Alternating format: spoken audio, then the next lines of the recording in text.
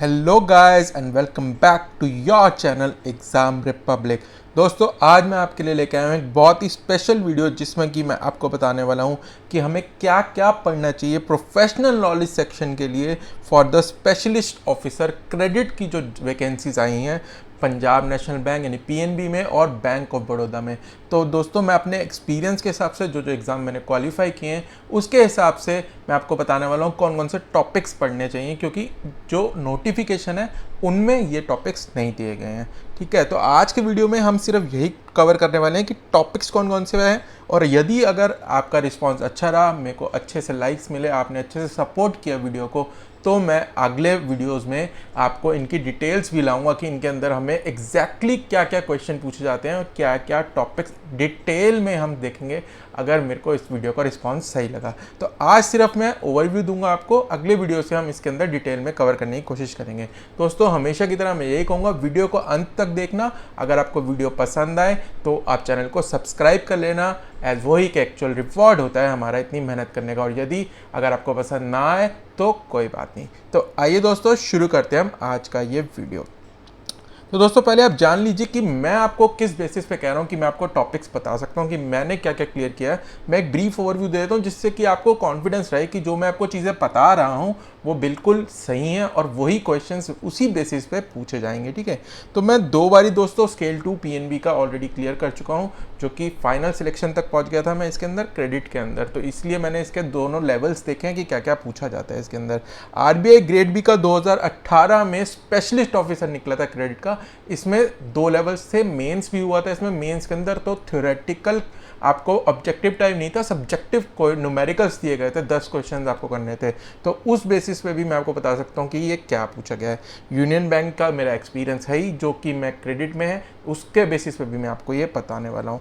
और लास्टली मैं MBA finance के बेसिस पे भी आपको ये बताने वाला हूँ कि मेरा जो फाइनेंशियल बैकग्राउंड है उससे कैसे हेल्प आप ले सकते हैं यदि आपकी फाइनेंशियल बैकग्राउंड है तो।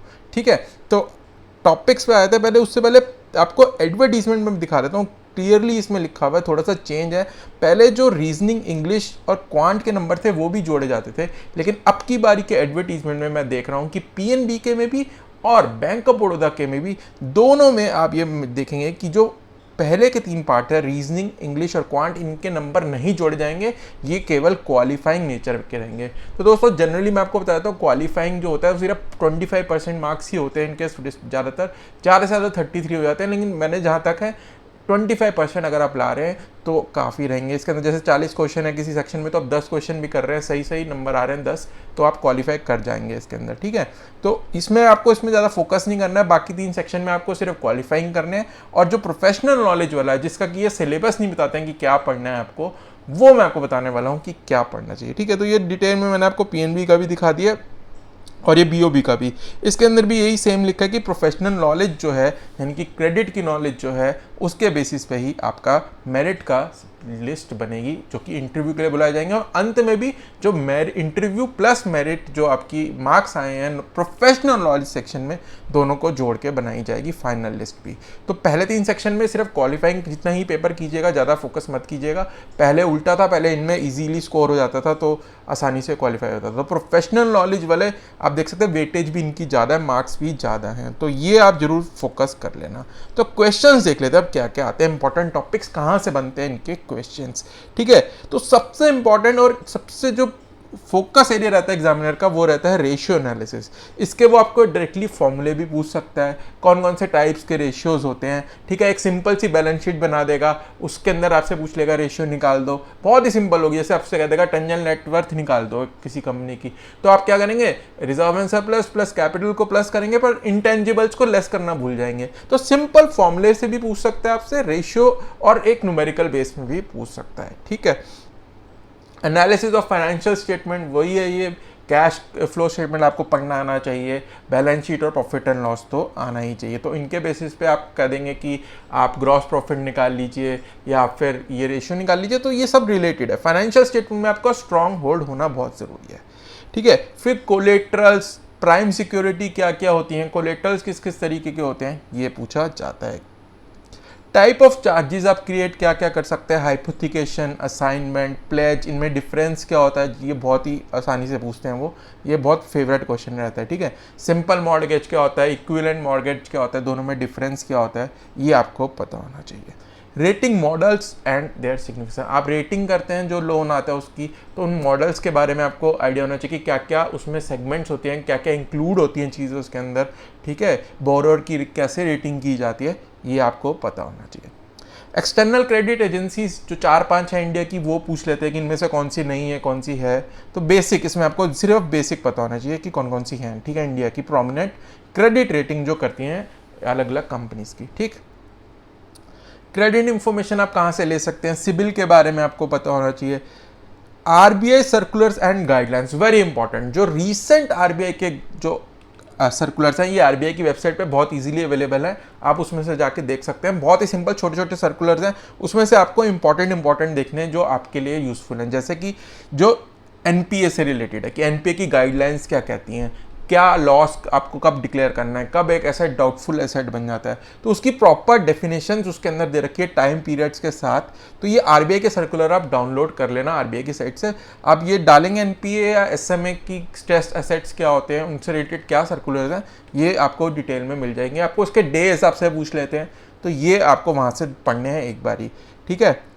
बेसिक्स ऑफ मॉनेटरी पॉलिसी क्या है, मॉनेटरी पॉलिसी आरबीआई देता है, उसमें एमपीसी के बारे में पता होना चाहिए आपको। 6 मेंबर की बॉडी होती है, कौन कौन इलेक्टेड मेंबर्स होते हैं, कौन कौन से जो अपनी पोजीशन के हिसाब से ही होते हैं, तो ये आपको पता होना चाहिए। Important rates, repo, reverse repo, CLR, CRR, SLR, bank rate, ये सब आपको पता होना चाहिए। और इनका सिग्निफिकेंस क्या है कि कैसे इनके कंट्रोल से आप इकोनॉमी में जो आरबीआई है वो मॉनेटरी पॉलिसी को इम्प्लीमेंट करता है, ठीक। फिर बेसल नॉर्म्स, इनसे भी बहुत इंपॉर्टेंट क्वेश्चन बनते हैं, स्पेशली जो बेसल 3 नॉर्म्स है ना, इसमें काउंटर साइक्लिकल बफर्स आ जाते हैं, क्या परसेंटेजेस हैं, क्या सीएआर की वैल्यू क्या होती है, जो एडिक्वेसी रेशियो होता है, तो ये आपको पता होना चाहिए। और ये भी पता होना चाहिए इंडिया में कब कब कौन कौन सी डेट से इंप्लीमेंट हुए हैं, तो डेट्स भी पूछ लेते हैं कभी कभार। ये बहुत इंपॉर्टेंट है, मैक्सिमम परमिसिबल बैंकिंग फाइनेंस, ये क्या होता है और इसको कैलकुलेट कैसे करते हैं, और उनके लेंडिंग के जो 3 मेथड है ना, 1, 2 और 3, ये आपको पता होना चाहिए। टंडन कमेटी मेथड जो जनरली हम कहते हैं, ये आपको पता होना चाहिए कि 2 मेथड क्या है, फर्स्ट मेथड क्या है, और जो थर्ड है जो और ज़्यादा जो कंजर्वेटिव है थोड़ा सा, वो मेथड क्या है। इनके अंदर अलग अलग लिक्विडिटी रेशियो क्या आता है, करंट रेशियो क्या आता है, वो आपको पता होना चाहिए। जैसे कि सेकंड मेथड में 1:1 होता है या 1:3 होता है, ये भी पूछा जाता है। और जनरली ये भी पूछ लेते हैं कभी कभार कि भाई जो करंट रेशियो है वो अलग अलग होता है अलग अलग इंडस्ट्री के लिए, तो आपका इंफ्रास्ट्रक्चर के इंडस्ट्री के लिए क्या रखोगे आप, या जो बैंकिंग नॉर्म्स के हिसाब से क्या होना चाहिए, तो ये भी इनमें पूछा जाता है, ठीक है। ये लोन पॉलिसी बेसिकली है, तो अगर आप किसी बैंक में काम कर रहे हैं तो आप अपने बैंक की लोन पॉलिसी के जो बेसिक्स है ना, वर्किंग कैपिटल के और टर्म्स लोन्स के, वो जरूर एक बार पढ़ लेना। और आप बैंक में काम कर रहे हैं तभी आप इसीलिए अप्लाई कर सकते हैं, आप तो जिस भी बैंक में आप काम कर रहे हैं ना, उसकी एक बार लोन पॉलिसी जरूर देख लेना, तो वो आपको बहुत हेल्पफुल रहेगी एग्जाम में, ठीक है। प्रोजेक्ट अप्रेजल कैसे करते हैं टर्म लोन्स के लिए अगर आ जाए, तो एनपीवी, आईआरआर कंसेप्ट आपको पता होना चाहिए, net present value, internal rate of return क्या होता है, तो ये सब आपको प्रोजेक्ट अप्रेजल के बारे में, कैपिटल बजटिंग जिसे कहते हैं, वो आपको पता होना चाहिए। वर्किंग कैपिटल मैनेजमेंट, जो सीसी लिमिट्स हैं उनको कैसे अप्रेज करते हैं, ये वो है basically. Non fund based credit facility, इसमें से भी बहुत क्वेश्चन बनते हैं, जैसे कि इनलैंड एलसीज आ गई, लेटर ऑफ क्रेडिट्स आ गए। बैंक गारंटीज के बारे में आपको पता नहीं चाहिए कि 2 तरीके की होती हैं, परफॉर्मेंस गारंटी क्या होती है, ठीक है। ऐसे अलग अलग जो 2 तरीके की बैंक गारंटीज हैं वो आपको पता होनी चाहिए, परफॉर्मेंस एंड फाइनेंशियल गारंटीज क्या होती हैं। तो एलसी का कैसे कौन कौन से डॉक्यूमेंट चाहिए होते हैं एलसी खोलने के लिए, एलसी एट साइट, ठीक है, वो 2-3 तरीके की होती है, वो आपको पता होनी चाहिए। प्रायोरिटी सेक्टर लैंडिंग, ये भी आपको आरबीआई की वेबसाइट से आसानी से मिल जाएगा कि प्रायोरिटी सेक्टर में कितने सेक्टर में बैंक को कितना इन्वेस्ट करना ही करना है, कितने उस सेक्टर में आपको लोन देने ही देने। एग्रीकल्चर का जनरली पूछते हैं, ये आपको पता होना चाहिए। डॉक्यूमेंटेशन लोन की कि क्या क्या डॉक्यूमेंट लेते हैं आप जब लोन डिस्पर्सल करते हैं, सैंक्शन लेटर देना होता है, ये सब पता होना चाहिए। वैल्यूएशन एंड लीगल रिपोर्ट्स के बारे में पता होना चाहिए, क्या क्या इसमें देखना ज़रूरी होता है लोन देते हुए। और अंत में गवर्नमेंट स्कीम्स क्या क्या हैं, वेरियस गवर्नमेंट स्कीम्स जो कि आपके लिए लोन से रिलेटेड है, क्रेडिट से रिलेटेड है स्पेशली, जो कि अभी रिसेंटली गवर्नमेंट ने शुरू किए हैं। बहुत क्वेश्चन इससे बनते हैं, तो ये आपको ज़रूर पता होनी चाहिए कि कौन कौन सी स्कीम्स हैं गवर्नमेंट ने जो कि अभी लॉन्च की हैं क्रेडिट से रिलेटेड, स्पेशली जो कि आपको पता होना चाहिए।